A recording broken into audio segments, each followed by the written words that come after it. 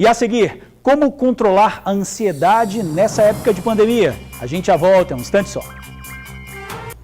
Bom, nós já estamos de volta, mas antes de chamar a reportagem, quero já apresentar aqui o Dr. Valber Dias. Ele é psiquiatra, vai conversar com a gente sobre ansiedade nesses momentos de pandemia.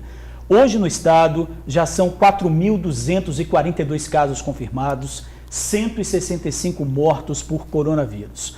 Nós falamos de números, mas por trás de cada um deles há pessoas, há famílias. Nessa época de pandemia, o medo, a ansiedade, essa mistura de sentimentos acaba tomando conta da nossa mente. E como controlar tudo isso e manter a sanidade? Primeiro, vamos ver a reportagem da Bruna Maria. A Jeane, a mãe da pequena Valentina, de apenas 1 ano, está tendo uma rotina puxada. Tem que dar conta das tarefas de casa, colocar os estudos em dia e, claro, dedicação total à pequena, que está sempre ali, grudadinha. Eu tento administrar tudo isso, limpando a casa, ficando com ela. A atenção ao marido, que aumentou, né? A convivência a dois aumentou. O isolamento social não é fácil para ninguém, mas tem sido um desafio a mais para aquelas pessoas que já tinham problemas como ansiedade e depressão e que já estavam controlados. Estar em casa, confinado, lidando com esta nova e desafiadora rotina não está sendo nada fácil. Com a pandemia, os sintomas de ansiedade da Jeane voltaram com força total. Meu estômago queima, me dá ânsia de vômito, minha respiração começa a falhar, eu começo a sentir muita falta de ar, eu começo a tremer, a minha pressão baixa. A vida dela e de muita gente mudou de uma hora para outra. E se equilibrar entre essas mudanças, notícias ruins, medos e preocupações, está sendo desafiador também para Ana Carolina, que é médica veterinária. Tem sido uma rotina bem difícil, bem estressante. Tem dias que eu estou muito nervosa, muito ansiosa, muito estressada e com muito medo do que tudo que está acontecendo. Medo do que vai acontecer, se isso vai acabar. Esse médico psiquiatra explica que é comum que os transtornos que antes estavam controlados voltem à tona agora.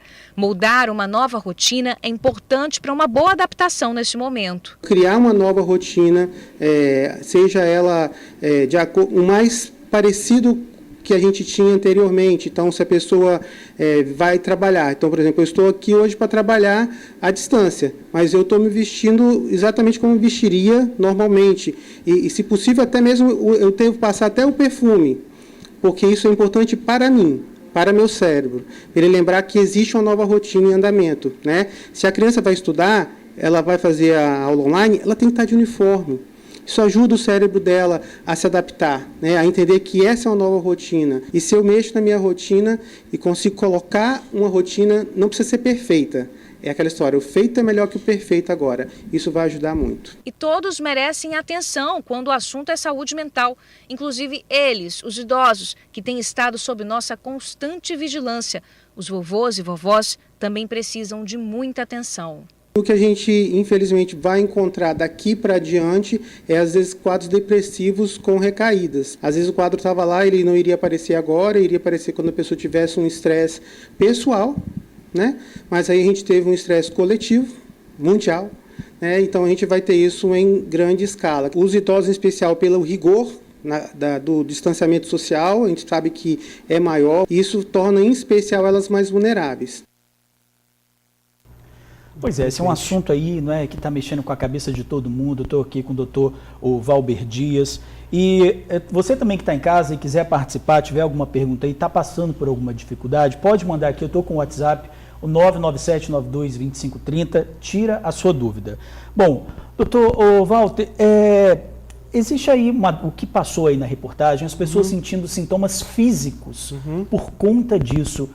O senhor está atendendo muitas pessoas no seu consultório que está tendo sintoma físico por conta dessa ansiedade e que não tem nada a ver com o coronavírus? Uma boa tarde para o senhor. Boa tarde, obrigado pelo convite. Tem acontecido muitas pessoas que já tinham um traço ansioso ou às vezes até se consideravam sem nenhum quadro prévio, mas enfrentando uma situação onde ela teve que se adaptar muito rapidamente e desenvolvendo sintomas físicos de ansiedade. E esses sintomas físicos, eles podem se confundir com, por exemplo, a falta de ar. O indivíduo pode achar que ele está com sintoma do Covid e, na verdade, é a falta de ar pela ansiedade, né? Então, é por isso que é importante ter noção daqueles sintomas que vêm junto, né? A febre, por exemplo, não vai vir se for uma ansiedade. O que está trazendo mais essa ansiedade? Por que as pessoas estão ficando tão ansiosas assim? Toda vez que a gente perde a sensação de que está controlando as coisas, a gente fica ansioso. Então, se a gente está aqui e de repente ameaça cair a energia, a gente fica ansioso. Se eu estou trabalhando, de repente eu ameaça perder meu trabalho, eu fico ansioso. Eu estou aqui saudável e é ameaçado perder minha saúde e eu fico ansioso. Então, a ansiedade até certo ponto é uma emoção boa porque nos prepara. Eu fico ávido a me cuidar, colocar uma máscara, usar um álcool em gel, eu me protejo, eu faço economia, eu escolho as coisas que eu vou comprar com mais cuidado. Então, até certo ponto é bom. O ruim é quando ela passa para os sintomas físicos. Agora, tem muita gente que está em casa, por exemplo, que está vendo a renda cair, né, que está passando por toda essa situação e não está vendo uma solução à frente. A gente viu que o governador agora, né, liberou a partir da semana que vem a abertura do comércio de rua. Né, talvez isso possa trazer uma respiração maior. Mas as pessoas estão vendo em casa que não está vendo uma luz no fim do túnel. Então isso vai trazendo tipo um aperto no coração, um aperto no corpo. Essas pessoas elas vão ficando sufocadas. O que fazer para tirar essa sensação de sufoco? Primeira coisa é a pessoa entender que aquela situação que a gente vivia, ela não vai ser vivenciada da mesma maneira. Então, quando surge uma situação difícil, a primeira coisa é aceitar que aquilo passou. Então, muitas pessoas estão sofrendo, angustiadas, quando eu vou poder viver daquela maneira que vivia? E não pensando na frente, como poderei viver adaptado a essa nova situação.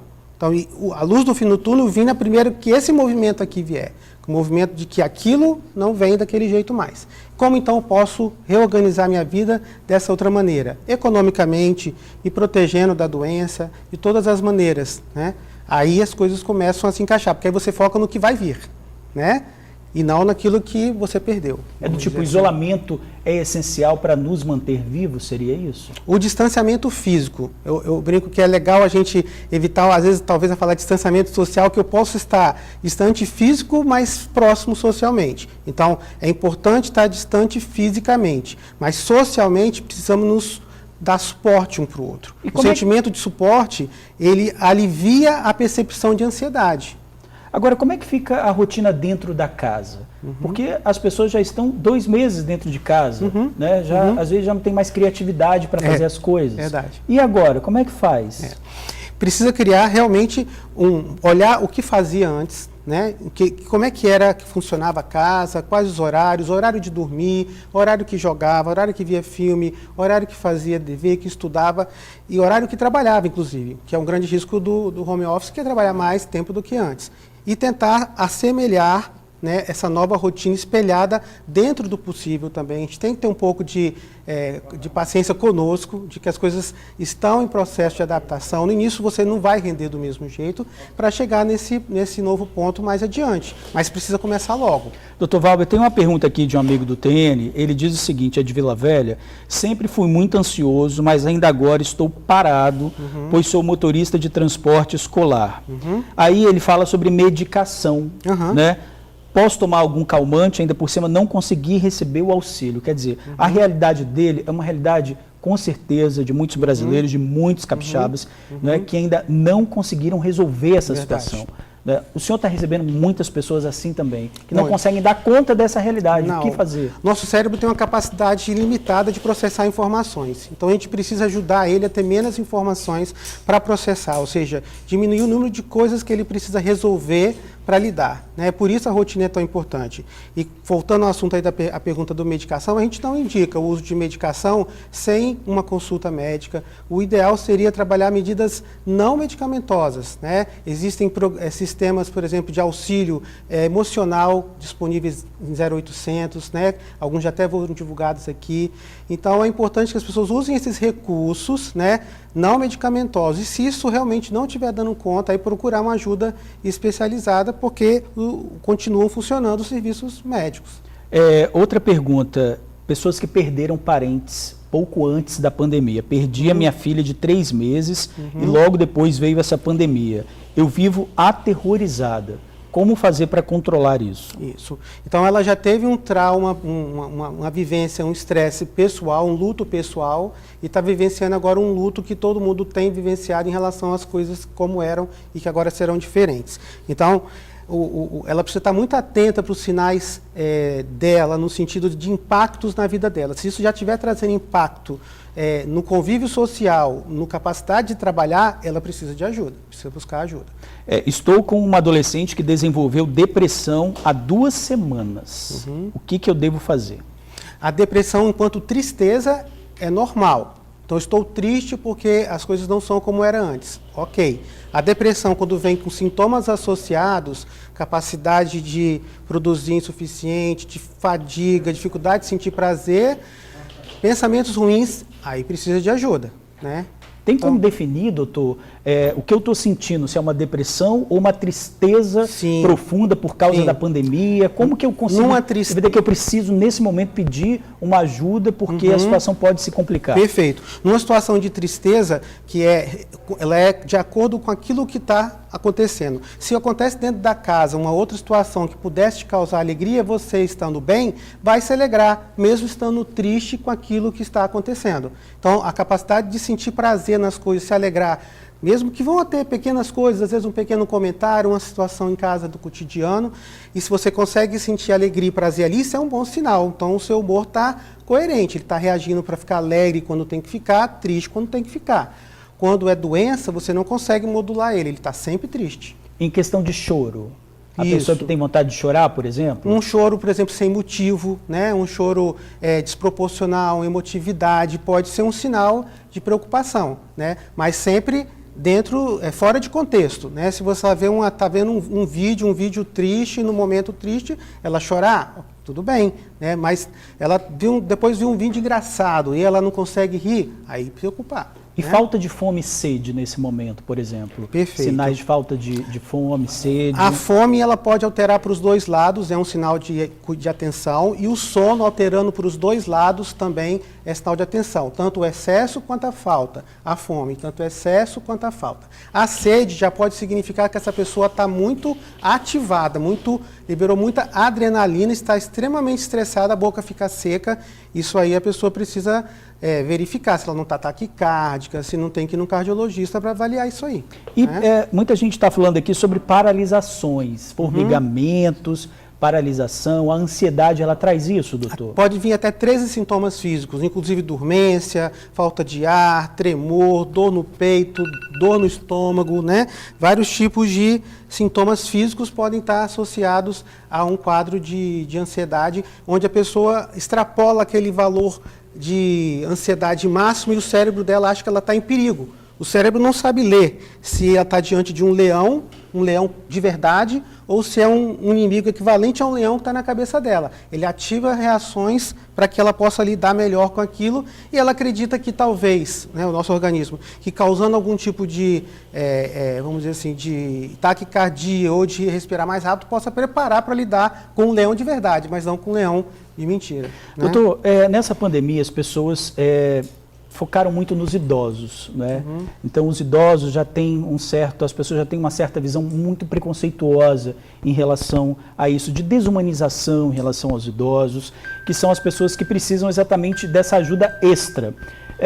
Quais os cuidados que as pessoas têm que ter nesse momento em relação aos idosos que estão precisando? Então, os idosos já são assim, um grupo frágil por natureza, biologicamente falando, né? Já são frágeis.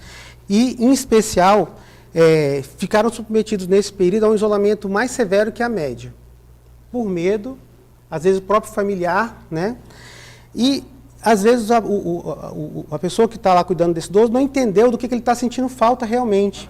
Acha que ele só está sentindo falta está sentindo falta só de sair na rua. Mas não, o que ele faria quando ele saiu na rua? O que ele fazia antes, né?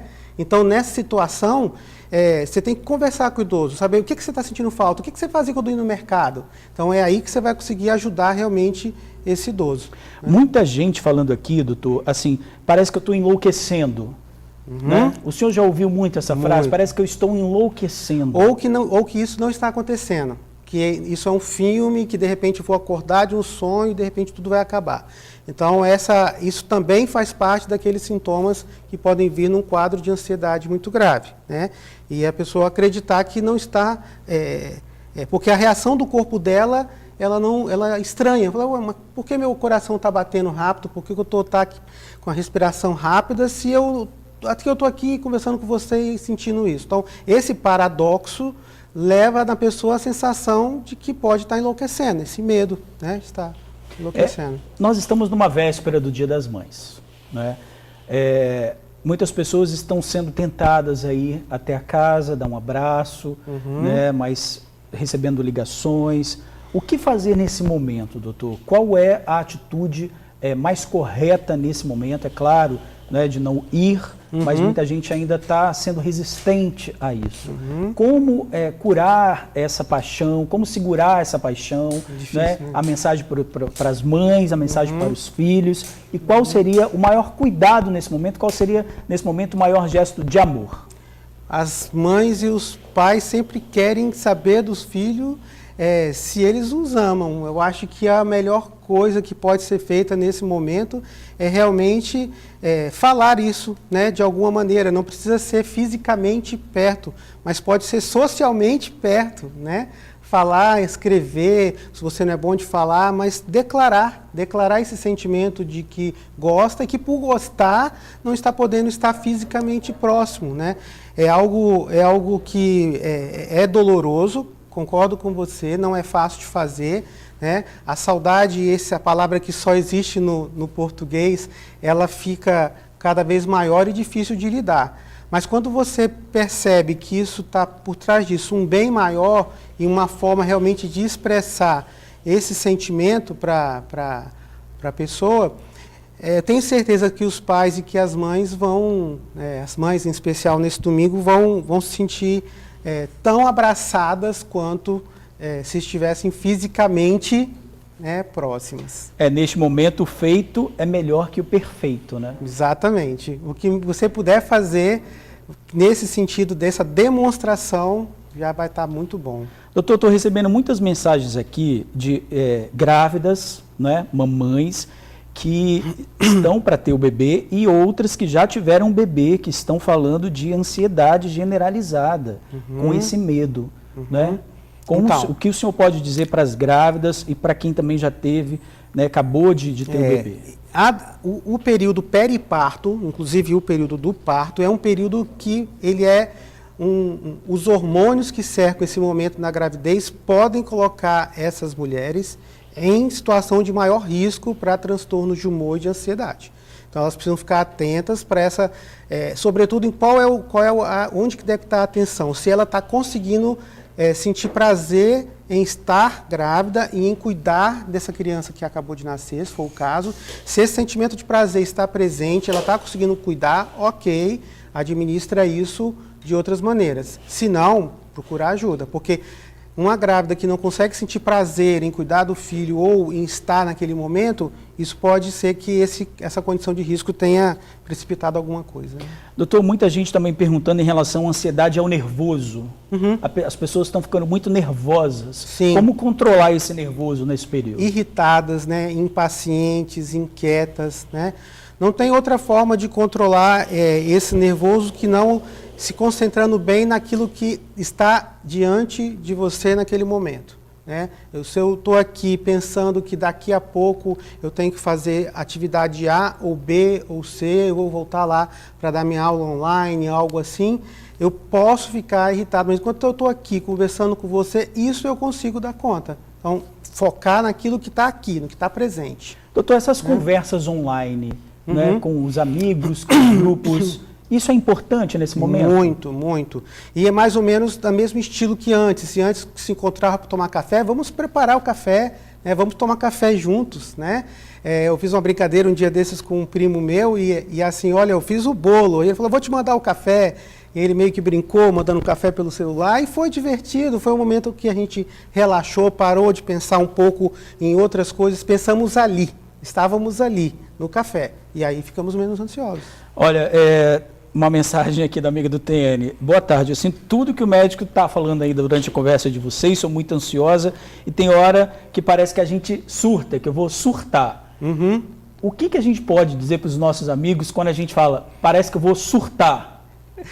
Eu acho que o seu amigo está pedindo assim, me manda um abraço virtual, né? Me fala que eu sou importante para você, me fala que está com saudades, acho que é mais ou menos isso que ele quer dizer. Ou me fala uma coisa boa, me conta uma notícia boa, né? Tem tantas notícias boas, esses dias eu vi a notícia de que no asilo dos velhinhos aqui de Vitória, todos eles estavam curados. Então, assim, me conta coisas boas que estão acontecendo. É bom a gente estar ciente das coisas, das dificuldades, mas a gente tem também ter noção que tem coisas boas acontecendo. Solidariedade, né? Isso é muito legal. Doutor, já li 2 mensagens de pacientes seus mandando um grande abraço para o senhor. Agora o paciente Elibano Rezende de Guarapari, mandando um abraço para o senhor. E outro paciente aqui também falando que o senhor excelente médico aqui, várias mensagens. E, doutor, então o importante nesse momento é saber que esse é o momento que a gente tem que enfrentar, que o normal é esse o momento da pandemia. Não comparar com o que a gente vivia antes. Nós não sabemos qual vai ser o nosso parâmetro posterior. Tenho certeza que não será igual, né? Mas de qualquer forma a gente precisa se preparar. Essa preparação focada naquilo que vai acontecer vai me deixar concentrado em coisas boas, focando em coisas que são as soluções. E para deixar fora de controle só aquilo que eu realmente não controlo, que é quando que o vírus vai passar, se eu vou pegar ou não vou, ainda que com todos os cuidados. Isso não dá para controlar. O restante eu posso tentar. E a mensagem que o senhor deixa agora para o final, doutor, para as pessoas que estão assistindo a gente, que ainda insistem em não acreditar em tudo isso, né? As pessoas que ainda insistem que a gente precisa voltar ao normal o mais rápido possível, né? O que essas pessoas precisam acreditar que, olha, a gente tem que passar por isso dessa forma? Então, a gente precisa entender que existem informações que são falsas, informações que são verdadeiras, né? As informações que a gente tem sobre o vírus são informações que saem em revistas importantíssimas, revistas de todos os tipos, né? Em várias as áreas, informação de grande qualidade. Então, estamos diante de um inimigo que a gente compreende ainda mal, apesar de já compreender cada vez mais, que realmente causa uma síndrome e um problema de saúde grave, né? E que, portanto, precisamos ter medo na medida certa, né? Não adianta ter medo demais. Não me estabando todo, me contamino, quando tiro, coloco máscara. Eu tenho que ter um medo na medida certa para me proteger e manter o que a gente sabe que tem funcionado, né? A distância física, mantendo o social, né, de formas que a tecnologia permite o mais próximo possível, porque ter a sensação de que você tem suporte das pessoas e que você ajuda no suporte a elas, seja com uma palavra amiga ou com um café, né, com os amigos, ajuda a aliviar o estresse. Ok, doutor Valber Dias, psiquiatra, muito obrigado por ter vindo aqui no TN hoje, né? O seu sábado aí, esclarecendo os amigos do TN, com muitas informações preciosas aí. É preciso cuidar da mente também nesse momento, mais né, do que do corpo aí, cuidar da mente, todo mundo em casa. Não é isso, doutor? Isso. Muito obrigado pelas informações, tá? Pessoal, a gente fica por aqui. Para você, uma boa tarde e até segunda-feira, 15 para meio-dia. Até lá.